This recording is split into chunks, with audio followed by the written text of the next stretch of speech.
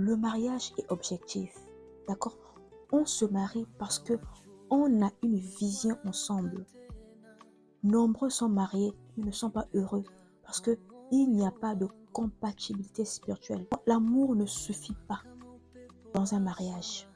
D'accord? Toutes les personnes qui se sont mariées simplement par amour ont fini par divorcer. L'amour diminue avec les temps, les circonstances.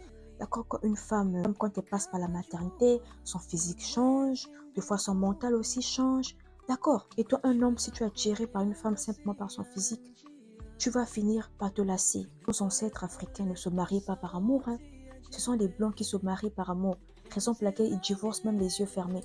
Nos ancêtres, avant de se marier avec une femme, ils doivent d'abord connaître l'état d'âme de la femme qu'il va épouser. D'accord? Il y a d'autres qui vont aller consulter. Il y a d'autres qui vont aller dans le quartier, voir comment la femme se comporte en famille. Chercher d'abord à connaître la famille de cette femme. Nos ancêtres, ils cherchaient si la femme a le même taux de vibration que l'homme. Et si les familles sont aussi compatibles. Ou si c'est une famille où les femmes ne se marient pas. D'accord? Parce qu'il y a des familles qui ont réellement un don de célibat.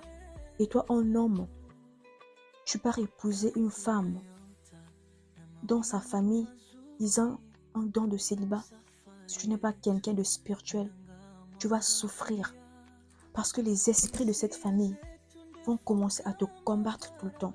Un homme qui veut aller loin dans sa vie ne choisit pas une femme simplement parce qu'elle est belle.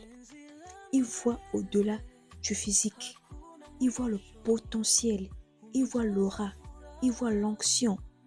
Un homme a besoin d'une femme de caractère. Un garçon a besoin d'une fille naïve.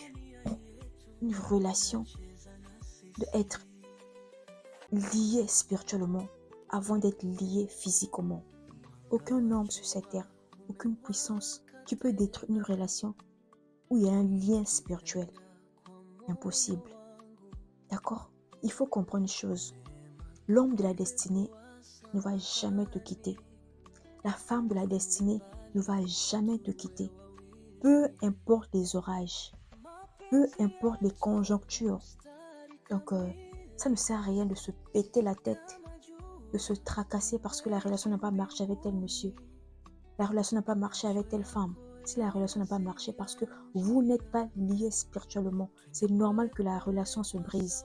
D'accord? Et pendant cette ère de Verseau, toutes les relations qui ne sont pas prédestinées par le divin